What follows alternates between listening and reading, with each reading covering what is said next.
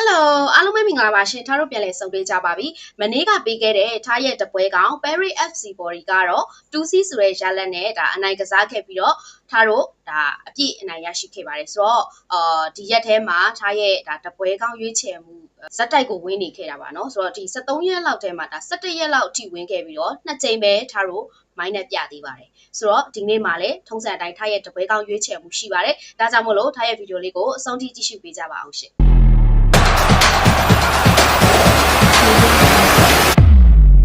ထားဒီနေ့ရွေးချယ်သုံးသပ်ပေးမဲ့ပွဲစဉ်လေးကတော့လာလီဂါကပွဲစဉ်တစ်ပွဲဖြစ်တဲ့ Real Madrid နဲ့ Villa ရဲ့ပွဲစဉ်လေးပဲဖြစ်ပါတယ်ဆိုတော့ထားအခုဗီဒီယိုရိုက်တဲ့အချိန်လေးကနည်းနည်းလေးလဲဒါနောက်ကျနေပြီဖြစ်တဲ့အတွက်ကြောင့်မို့လို့သုံးသပ်ချက်ကိုဒါအကြာကြီးတော့မပြောတော့ဘူးပေါ့နော်ရွေးချယ်မှုလေးကိုပဲဒါလိုရင်းတူရှင်းလေးပဲထားပြောပြသွားပါမယ်ဆိုတော့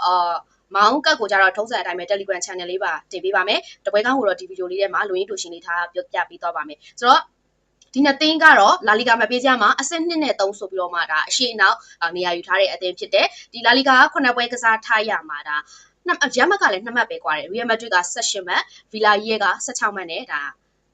အမှတ်ကလည်းတိတ်မကွာဘူးပေါ့နော်ဆိုတော့အင်ရှင်အဖြစ်ကစားမယ်ဗီလာရီယဲကကြတော့နောက်ဆုံးကစားထားတဲ့9ပွဲမှာရှုံးပွဲ1ပွဲပဲရှိထားပြီးတော့4ပွဲအထိတောင်အနိုင်ရရှိထားတာဖြစ်ပါတယ်ဆိုတော့အားလုံးလည်းသိတဲ့အတိုင်းပဲရီယယ်မက်ဒရစ်ဆိုတာနဲ့သူကဂိုးတွေရန်သွင်းပြီးတော့ဒါ open play တိုက်စစ်ကိုဒါအဓိကအားထားပြီးကစားတတ်တဲ့အသင်းဖြစ်တယ်ပေါ့နော်ဆိုတော့ Real တို့ကလည်းအိမ်ကွင်း3ပွဲကစားထားရမှာ3ပွဲလောက်အနိုင်ရရှိထားတယ်